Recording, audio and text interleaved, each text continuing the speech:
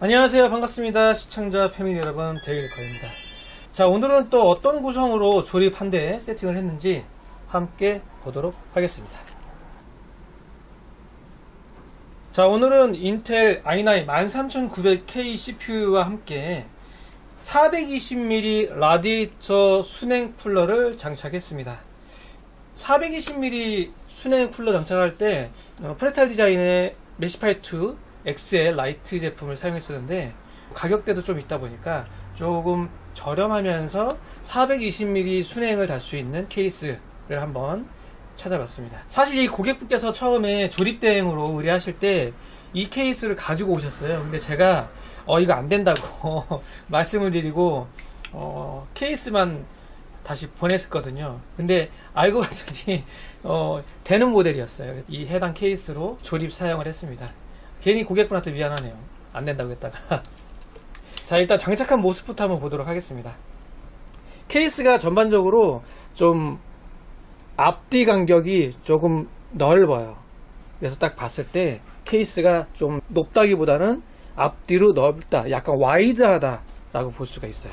상단에 설치되어 있는 쿨러가 커세어 H170i 엘리트 LCD 모델이고요. 140mm 팬 3개가 달려 있습니다. 워터블럭 표시창 조금 다양하게 꾸밀 수가 있고요. 소음도 그다지 별 크게 들리진 않았습니다. 생각보다 소음이 크지 않았어요. 그래서 조용하네 뭐 이런 생각이 들었고, 한번 플레이를 해볼까요? 지금 뭐 파스라든지 뭐 이것저것 테스트 진행을 하고 있었고요. 지금은 이제 시네벤치 플레이 막 지금 시작을 했고, 풍량 들어보실래요? 생각보다 그래도 그렇게 크지 않다. 괜찮습니다. 그리고 이 해당 케이스는 다크프레시 제품이에요. 다크프레시의 DS5000이라는 모델이고요. 블랙, 화이트 두 가지가 있는데 화이트로 세팅을 했습니다. 거기에 맞춰서 전면 122, 하단 124, 후면 141는 RT, P12, P14, PWM, PST 모델로 장착을 했습니다. 하단에 4개, 후면 하나, 이렇게 총 5개는 기본적으로 팬이 들어가 있고요. 이제 약간 조용하면서 풍량도 좀 센 제품을 따로 찾으셔서 아틱팬으로 교체 작업을 했습니다. 전면은 아예 팬이 없어요. 그래서 전면 같은 경우에는 꼭 120mm 2개 달아줘야 되고, 스펙상으로는 이 측면도 120mm 2개를 달 수 있다라고 되어 있긴 합니다. 깔끔하게 잘 나왔죠? 세팅 잘 됐고요. 그리고 이 DS5000 케이스의 상단 순행 다실 때는 이 간격을 잘 보셔야 돼요. 요 틈. 이게 왜 있냐면 파워박스거든요. 딱 봐도 파워가 어디 들어가 있지? 라는 생각이 들 수 있는데 여기 파워예요. 측면. 이게 파워라서 파워박스가 돌출되기 때문에 요 간격을 잘 보셔야 됩니다. 보통 아틱 프리저 순행이나 이런 애들은 못 달아요. 이 두께가 좀 두꺼우면 못 달기 때문에 이 두께를 꼭 확인하시고 장착하셔야 되고요.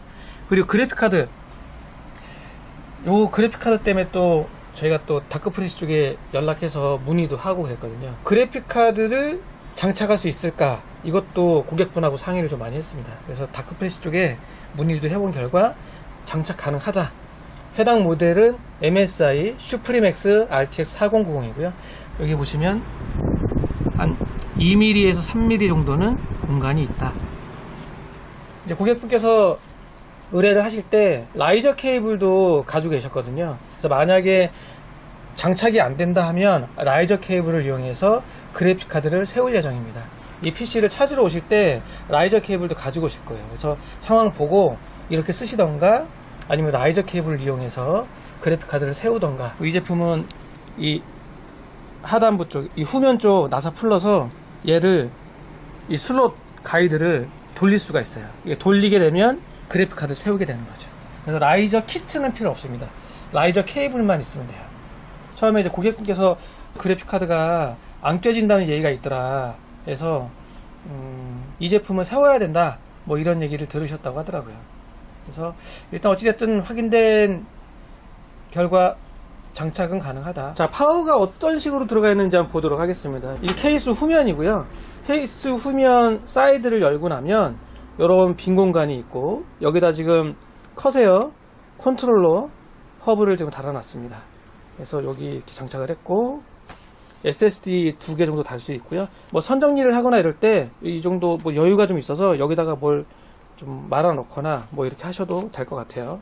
파워박스는 여기에요. 나사를 풀러서 이렇게 열면 이런 식으로 되어 있어요.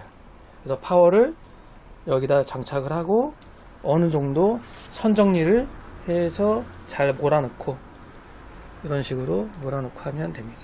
그래서 파워박스가 전면, 측면 한 곳에 있다. 처음에 이 구성을 봤을 때 좀 힘들겠다, 아니면 좀 불편하겠다 이런 생각이 들었는데, 막상 또 조립을 하다 보니까 그렇게 불편하진 않더라고요. 막상 조립을 해보니까 뭐 괜찮았습니다. 구조가 다르다고 해서 좀 문제가 되지는 않았어요. 이렇게 닫고 나사 채우고 사이드 도어 닫고 하면 끝. 상단도 마찬가지고요. 전면도 그렇고. 닫아볼까요? 자, 양쪽 다 사이드 도어 닫고 전면 패널 붙이고 케이스 조립 완료된 모습입니다. 자, 이런 식으로 되어 있어요. 전면 메쉬, 상단에는 뭐 버튼 이런 게 아무것도 없고요. 전면에 있고 사이드 강화유리 뭐 이런 식으로 되어 있습니다. 딱 깔끔하고 노멀하죠. 420mm 순행 장착할 수 있는 케이스를 찾다 보니까 뭐 종류들이 그렇게 쉽게 좀 다양하지는 않더라고요. 물론 뭐 고가의 케이스, 뭐 40만원 넘어가는 60만원 되는 이런 케이스들은 있죠. 하지만 케이스 가격대가 너무 비싸고 보통 10만원대 20만원대의 케이스들을 찾다 보니까 420mm 순행 라디에이터를 달 수 있는 케이스가 생각보다 많지 않았다. 자, 오늘은 인텔 i9 13900K에 MSI 슈프림X RTX 400 그래픽카드, 그리고 커세어 420mm 순행 쿨러 H170i 엘리트 LCD 모델, 그리고 마지막으로 화이트 케이스와 함께 조립 세팅을 해봤습니다. 가격대에 치고 요정도 가격대에 이 정도 사이즈 괜찮은 것 같습니다. 제가 이렇게 조립을 해보니까 소음도 그렇고 또 화이트 감성의 그런 느낌, 그런 감성도 그렇고 괜찮았어요. 케이스도 추천할 만하다. 기본 펜은 아직 사용을 못 해봐서 제가 뭐라 말씀 못 드리겠지만 이렇게 아틱펜으로 바꿔주면 더 좋을 것 같다. 특히 이제 PWM으로 연결해 놨기 때문에 시스템 부하를 어느 정도 주느냐에 따라서 얘들이 회전이 지금은 느리죠. 느렸다, 빨랐다 합니다. 그리고 순행 워터블럭 같은 경우에도 뭐 원하시는 스타일로 다 이런 식으로 변경도 가능하니까 또 이런 것도 또 색다른 모습이지 않을까 뭐 하는 생각이 들기도 하네요. 그리고 또 하나는 13900K를 장착을 해서 돌렸을 때 360 순행이나 420 순행이나 제가 봤을 때는 온도 잡아주는 면에서는 큰 차이는 없다. 라디에이터가 훨씬 더 360보다 크고 팬이 140mm로 크다 보니까 더 뭐 좋아지는 건 맞긴 한데, 일단 CPU가 13900K라서 그런지 온도는 비슷합니다. 잡아주는 건 비슷해요. 근데 소음은 확실히 좀 덜한 것 같고, 약간 와이드로 조금 앞뒤가 좀 길다라는 거 빼고는 뭐 순행 때문에 어쩔 수가 없죠. 좀 넉넉한, 안에 폭이 좀 넉넉한 케이스를 찾으신다면 이런 걸 쓰셔도, 단 그래픽카드 장착할 때의 공간은 꼭 확인하셔야 돼요. 이 그래픽카드가 슈프림X보다 오버돼 버린다. 이 슈프림X RTX 400 그래픽카드의 길이가 336mm거든요. 336mm에 한 2, 3mm 정도 남는다 라는 생각을 하시고 장착할 때 그래픽카드를 바로 꽂을 건지 아니면 라이저 케이블을 이용해서 그래픽카드를 세울 건지 잘 선택을 하시고 고르셔야 될 것 같고요. 또한 라디에이터와 팬 총 두께가 어느 정도 되는지 거기에 따라서 여기 오버해버리면 안 되니까, 넘어가면 안 되니까 그것도 참고하셔가지고 선택하시면 될 것 같습니다. DS5000 케이스 쓸만하다, 괜찮은 것 같다. 고객분이 잘 선택하신 것 같네요. 그리고 또 이거 말고는 지금 할 게 없어요. 420 순행을 달 수 있을 좀 편하게 장착할 수 있는 케이스가 별로 없어요. 단가 계산하고 고객분 케이스 예산하에 자, 이번 영상은 여기서 마무리하도록 하겠습니다.